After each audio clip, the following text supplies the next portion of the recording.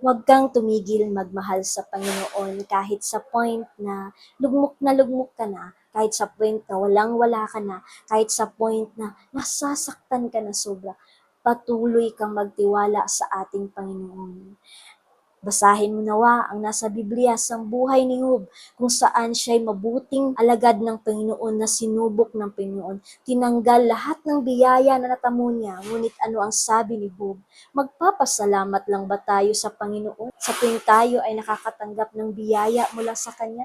Hindi din ba tayo tatanggap ng pagpapasakit? Anong sabi Job nung kinuha lahat sa kanya, namatay ang kanyang mga anak, lahat ng hayop at ari-arian, nawala sa isang iglap lang?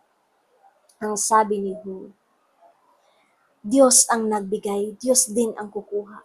Kaya kung ano man ang pagsubok na nararanasan mo ngayon, kapatid, naway kagaya ni Job, paigtingin mo ang iyong pananampalataya at pagmamahal. Huwag sanang mangyari na ang Panginoon ay iyong husgahan at sisihin sa anumang kamalasan na nangyari sa iyong buhay. Patuloy kang manampalataya at magdasal sa Kanya, sapagkat kung kinukuha ng Panginoon kung anong mayroon ka man ngayon, kaya niyang palitan na doble-doble. Kaya huwag kang malungkot, sapagkat lahat ng bagay ay nangyayari ayon sa kaloob ng Panginoon. Hindi man natin alam kung ano yung purpose kung bakit nangyayari ito sa ating buhay, but bahalang araw makikita natin kung bakit kailangan natin pagdaanan ang ganitong bagay.